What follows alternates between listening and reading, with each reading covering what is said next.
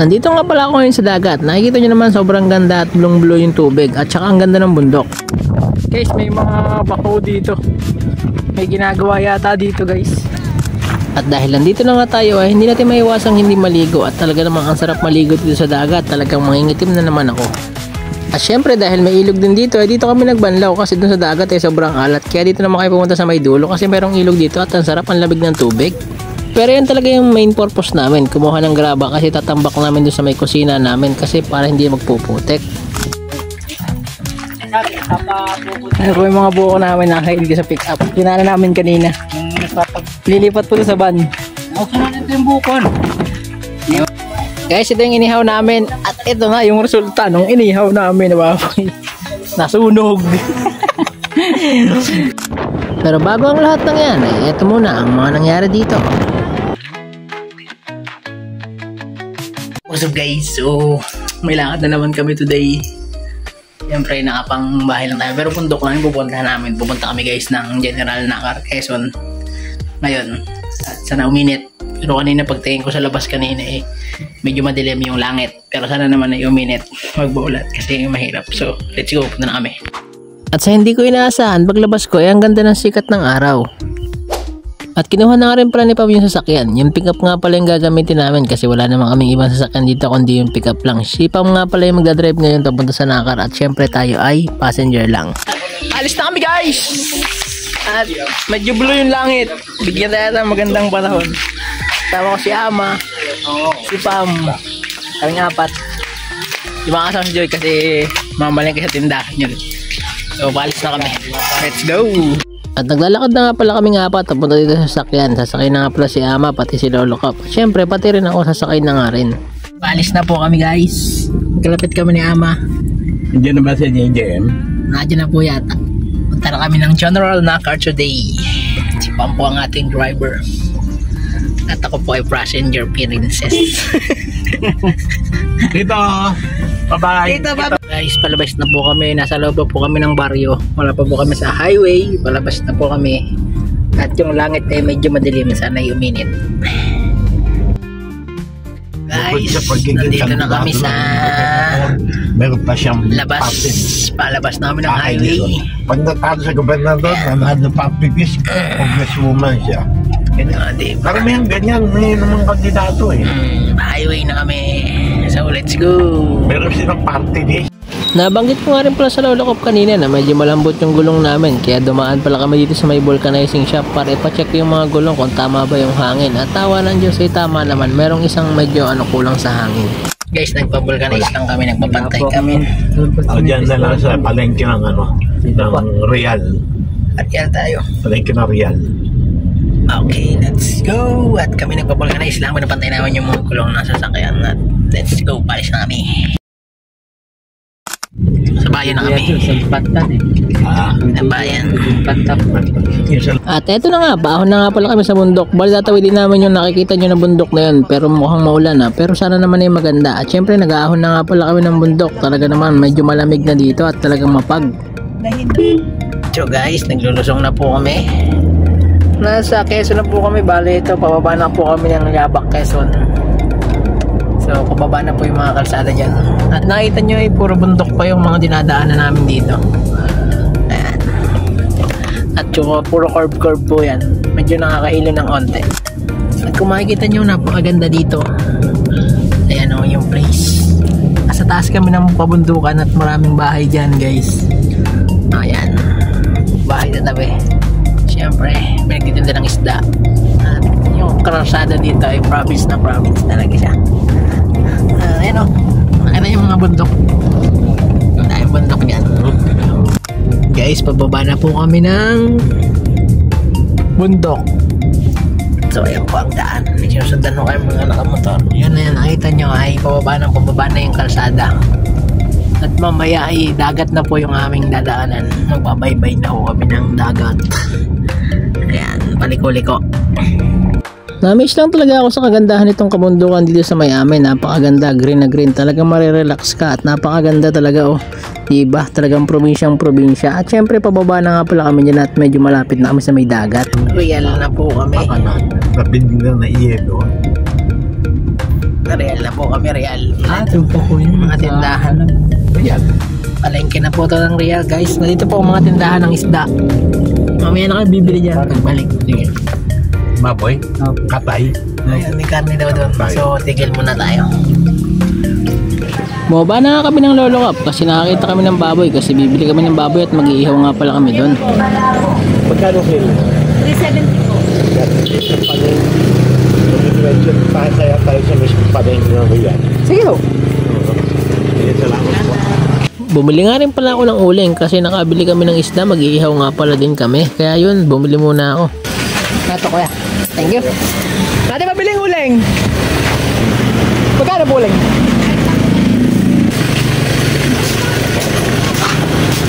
May iba po 10. 10 piso. 50. Thank you.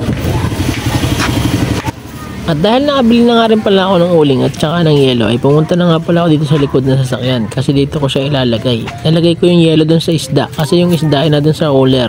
Kailangan lagyan ng yelo kasi para hindi siya masira. Ayan nga pala yung isda binila ng Lolo Cap, medyo malaki. Ayan nga pala yung iihawin namin mamaya. Nilagay ko lang dun sa likod. Nilagyan ko ng yelo at baka masira. Dahil malayo-layo pa ang aming pupuntahan. Mga 30 minutes pa. Mainit ang panahon. Ay mga isdaan dito. At dahil nakabili na nga rin kami ng isda ay tuloy-tuloy na kami dito sa aming biyahe para naman ay makarating na kami dun sa aming pupuntahan. Hindi lang talaga kita yung dagat pero yung dagat yan ay nadyan sa may tagiliran namin at syempre nagbabaybay na kami yan pero medyo malayo pa yung dagat kaya hindi talaga makita. At sa wakas nahagip na nga rin ng camera itong dagat, medyo lumapit yung kalsada dito sa dagat kaya medyo makikita nyo. Ayan nga pala yung dagat, medyo blue pa rin yung tubig. At dahil nakakita nga ang Lolo Cap ng isda dito at medyo magaganda yung tinda ng isda kasi isa lang yung nabili naming isda dun kanina, dito ay marami at saka medyo magaganda at iba-ibang klase kaya tumigil na rin kami at para bumili. 150 po ang kilo. Opo, pang-ihaw. Ano bang isda ang tawag dito? Pakol. Cool. Paano ito eh? Pang-ihaw po sir. Ilang sir? Ano ba bisugo dyan?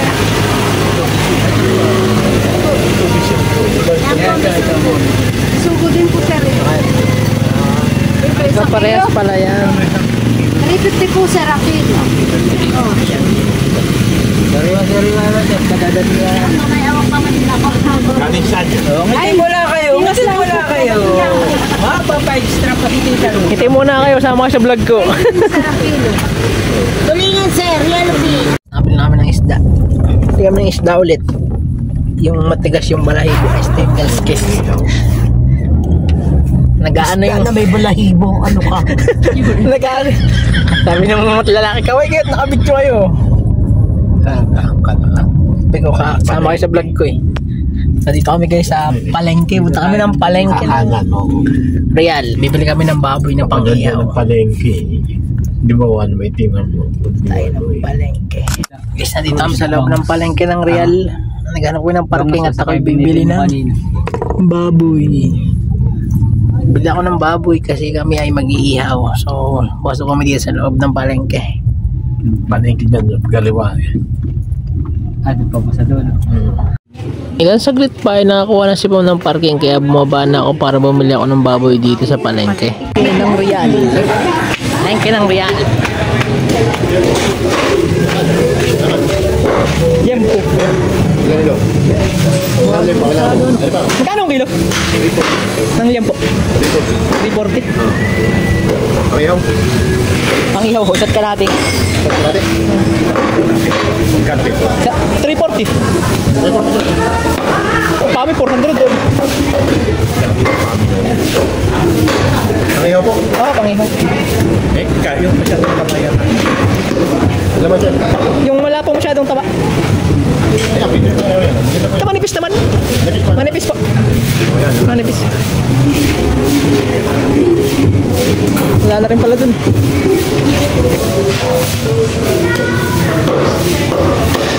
Nakabili na kami ng baboy. Kala ko, kanto. Tsaka uling. Tinapay na testi. Ano ba't ano yun? Mga ano yun? Yung pala yun. Mga timba. Mga jag ang tinda. Hindi akala ko testi. Oh. Paglapit, di pala yung Mga ano? pasapasin. Pasapasin. Mga pang sopas. Pakitingin ko sa malayo po, testi. Nung paglapit ko, sapasin po pala. Wala no? Sopasin! Pasin. Pakitingin ko, testi. Tapos na ako guys. Hindi pa na tinapay. Hindi po.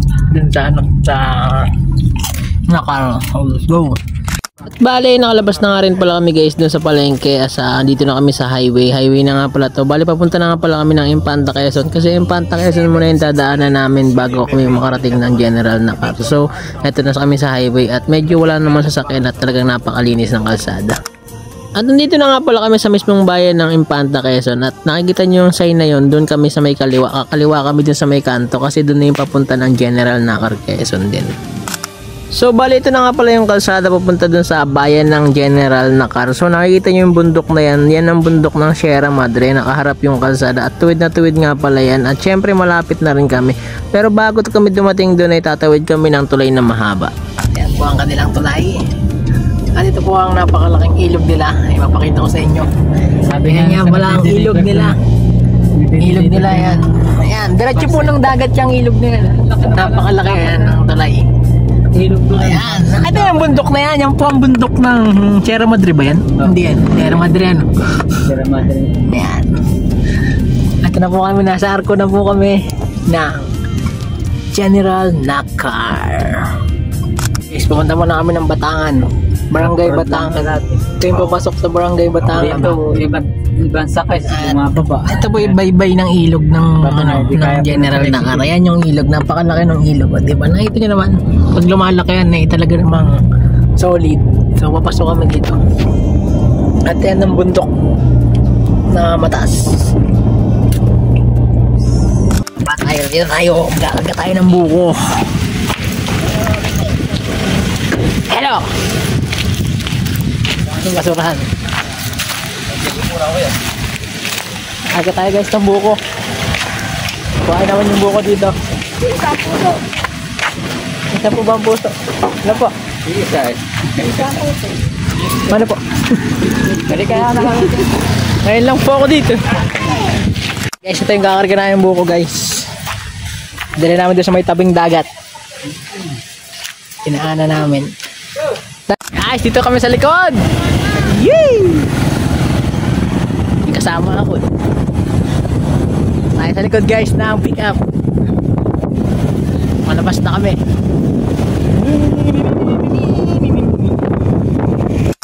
At dahil dito nga pala ako sumakay sa likod ng pick up ay nakita ko napakagandang lugar. Napakagandang kabundukan at nagkukulay green na palayanan at napakaganda talaga ng bundok. At syempre ang ganda ng panahon ngayon, talagang nakakamisarap dito sa likod. At syempre dumaan din pala kami dito sa munisipyo ng General Nakar. Napakaganda rin pala ng munisipyo nila, napakalawak ng place at talaga naman pag may event talaga namang masisiyahan at maraming tao yung makakapunta. So bali malayo-layo pa nga rin pala kami. Doon nga pala kami sa dulo sa may dagat. At dahil nandito nga rin pala ako sa likod at medyo tuwid tong kalsada ay napakalakas ng hangin at dahil medyo mabilis na nga rin pala yung takbo ng sasakyan.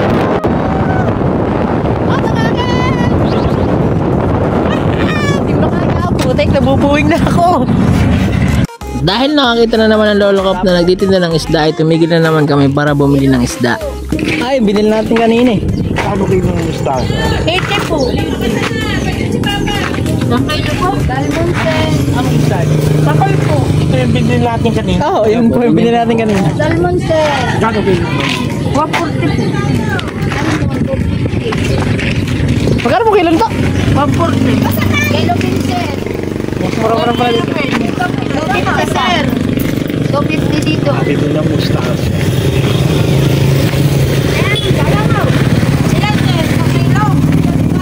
Gano ka namin sa kilo? Bata. Luluto daw ulit ng pan. Nabili akong yelo sa tindahan. Kulangan yata yung yelo namin. Kaya bumili pa ako ng yelo dito. Tindahan ni ate. Guys, nakabili na tayo ng yelo. Ito yung yelo. Lalagay natin dito sa isda. Kasi baka kulangin eh. Ano? Ang dami ng isda natin binili. Ngayon minarinig ko kanina. So, lagay natin tong yelo dito. Kasi mahirap na. baka mahampok yung mga isda natin binili. Eh malayo pa uwian natin mamaya, hanggang mamaya pa na hapon. Kamusta? Ano isda to? Ha?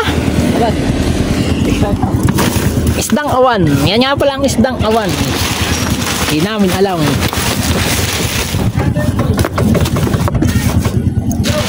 Guys, malis na kami. Balik na kami sa aming pupuntahan. Ang dami namin dinaanin at sinabitan. Puro tindahan ng isda at saka tindahan ng kante. Kasi mag-iihaw kami doon. Pinuto kami dito.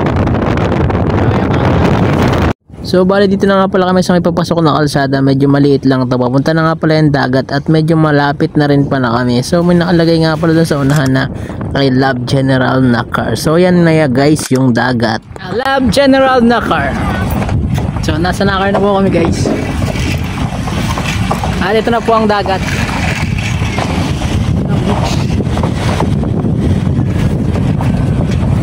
Ano kami guys? At pababa na kami. Kita kami kayo sa likod. Nalaglag pa ako. Pwede po isda. Ano pa kami isda? Ito na kami guys. So ito yung pinuntahan namin dati. Ngayon yung building na. Yung tinatayo. Tinatayo guys. So punta tayo dun mamaya. Guys, nandito na po kami. Papasok na po kami guys. Sa ginagawa na resort nila Ate Aileen. Yan o. Ay, nilipat. So dito po si Ama. Yung kubo, mga kubo. Oo, nagdagdag na kasi. Una pala dito. At syempre balik na rin natin at mag-iihaw pa rin kami ng dala naming isda. Natanggal na yung laman. Oh. So mag-iihaw pa rin kami. Masarap. Kasi yan na yung aming dalang binarinate ko. Sige mamaya na pag may baga na. Ayun yung aming dala kanina. Yung binili namin sa palengke. Ito yung isda. Pinapaypayan ko, pinapalakas ko muna yung baga.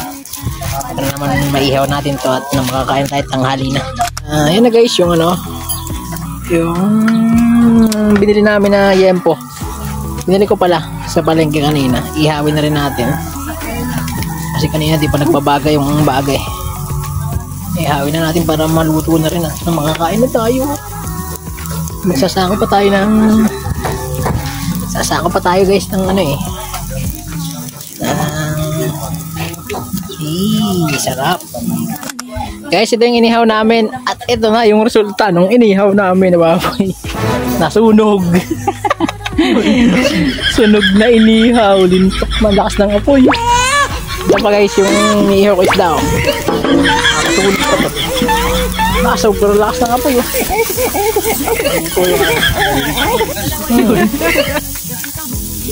Ay nako. Papagalitan tayo nito guys. Tingnan nyo naman nangyari. Tikman nga natin kung anong lasa. Natin guys. Tikman natin. Okay naman. Masarap naman. Balat lang yung sunog. Basta. Makakagutom na. Kumain na. Guys, ito yung sunog na balat. Kulay black na lasang uling. Tingnan natin. Lasang uling. Ang hirap pag malasang apoy ba? Lasang uling. So okay naman. Buds naman siya. Guys, kakain na kami ng tanghalian. Luto na po kami. Ito na niluto namin. Dito kami sa dahon ng saging. Kain na tayo. Kain no. Yung isda. Sunog na no. Sunog niya. Inihaw. Tap. Kain tayo. Guys, tapos na kami kumain. At kami naman ay mangunguha ng graba. Pang-uwi ng Pami Laguna. So, matawag yung sasakyan. Tayo pagalitan dyan. Buksan natin sa likod. Yung likod ng van. Ilalagay dito guys yung buko. Tut! Lagay natin buko. Buko. Open sesame! Here's the van. Lagyan natin yung buko sa loob. Yung mga buko namin nakain dito sa pick up. Kinala namin kanina. Yung Lilipat po sa van. Sunod ito yung bukon. Yung mga buko na yan. Kasi kakargahan naman namin ng graba. Nilipat natin doon. Karga natin dito sa van ang buko. Nanguha ng bata yan eh. Sakay ka na. Kukulong natin sa loob. Sarado ka na. Sakit, pakit ka na. May benta ka na namin doon. Punta na ako sa dagat. Mag-isa na ako. Doon na lang ako dadaan. Dito na ako dadaan sa tabing dagat. Tapos sila ay doon na. Nakasasakyan sila. Ako dito magbabaybay na tayo. Tingnan nyo, napakaganda. Napakaganda ng karagatan. Kulay blue ang tubig. Talaga namang masusunog. Kaya sa tabing dagat na ako. Ang ganda dito guys.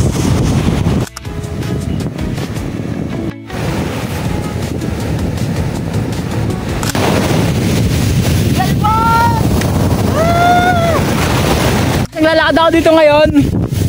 Nakikita nyo naman yan. Kaya sa tabing dagat ngayon. Kahit alauna ng hapon, sinusulit natin ang pagdadagat. Naglalakad tayo. Doon tayo muna sa dulo doon.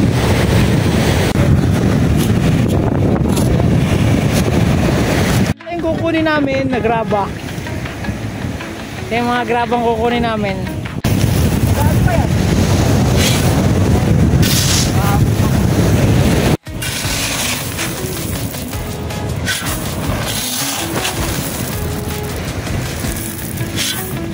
Yung mga nasako namin. Ayan na, bali ito pa. At saka yun, may sinasako dito.